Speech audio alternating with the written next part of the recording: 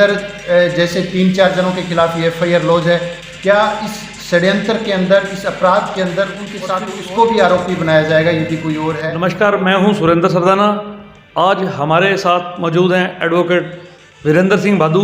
आज हम उनसे बात करेंगे। जैसा कि हमें पता है कि इलाहाबाद की एक फर्म चिमनाराम भीमसेन, उसके संचालक जो किसानों के साथ धोखाधड़ी करके भाग गए थे और वो पिछले 2 महीनों से फरार थे और उनको इलाहाबाद पुलिस ने गिरफ्तार करके न्यायालय में पेश किया है और न्यायालय ने उन्हें 5 दिन के रिमांड। एडवोकेट वीरेंद्र सिंह भादू से यह जानेंगे कि आखिर यह रिमांड क्या चीज़ है और ये किस तरह दिया गया। तो वीरेंद्र सिंह भादू से हम बात करते हैं। वीरेंद्र जी, आपका स्वागत है। बहुत बहुत धन्यवाद सरदाना जी। तो वकील साहब, आप हमें ये बताएं कि जो पुलिस ने आरोपियों का रिमांड दिया है, ये रिमांड क्या चीज़ है?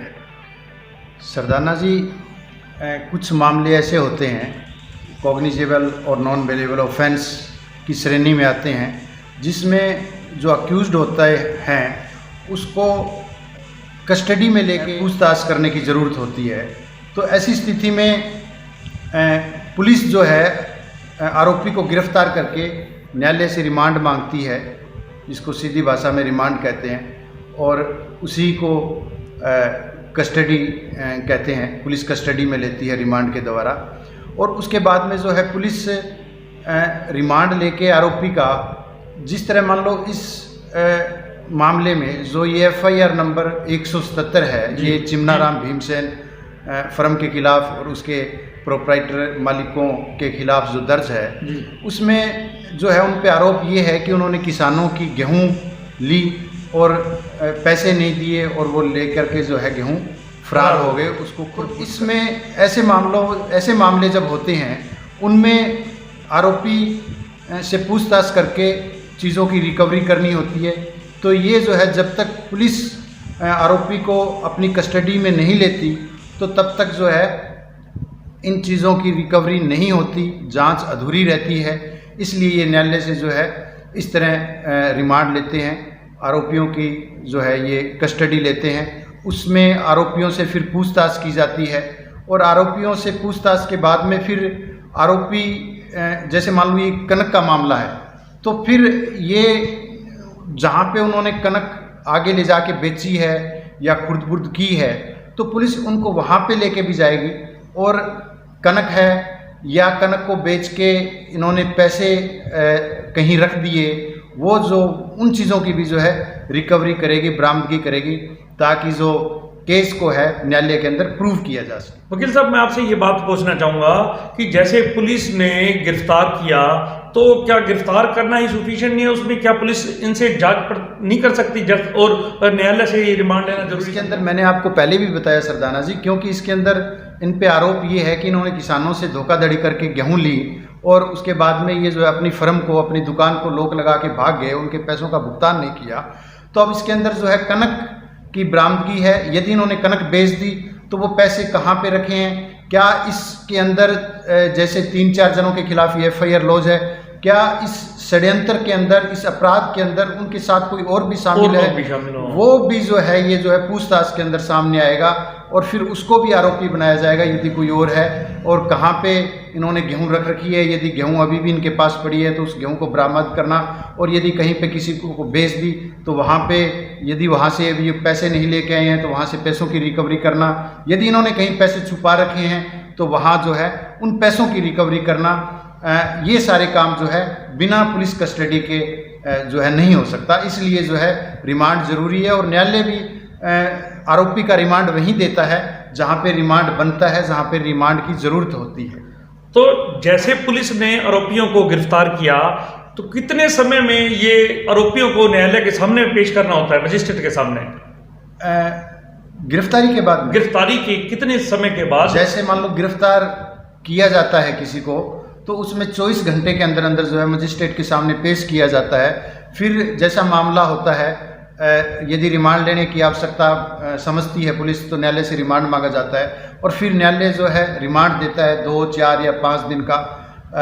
उसके बाद में फिर रिमांड पूरा होने के बाद में वो अवधि पूरी होने के बाद में फिर दोबारा से जो है न्यायालय के सम्मुख पर पेश किया जाता है। यदि जांच पूरी आपने ये कहा कि रिमांड जैसे पूरा हो जाएगा तो आरोपियों को न्यायालय में दोबारा पेश किया जाएगा, तो क्या पुलिस दोबारा भी रिमांड की मांग कर सकती है और दोबारा रिमांड भी दिया जा सकता है न्यायालय द्वारा? हाँ, बिल्कुल दिया जा सकता है। पुलिस को ये लगता है कि अभी जो है जांच पूरी नहीं हुई, अभी कहीं मान लो ये अपराधी है, ये कहीं पुलिस को कोऑपरेट नहीं कर रहे, तो ऐसी स्थिति के अंदर जो है जांच को अपना पूरा करने के लिए रिमांड को जो है दोबारा भी लिया जा सकता है और न्यायालय जो है रिमांड इनका दोबारा भी दे देगा। वकील साहब, इससे आगे मैं आपसे बात पूछूंगा, अगर न्यायालय इस बात से संतुष्ट हो जाता है कि अब पुलिस को अब और रिमांड देने की जरूरत नहीं है, सारी पुलिस की जो कार्रवाई है वो पूरी हो गई है, तो उसके बाद क्या ये आरोपियों को न्यायालय जमानत देगा?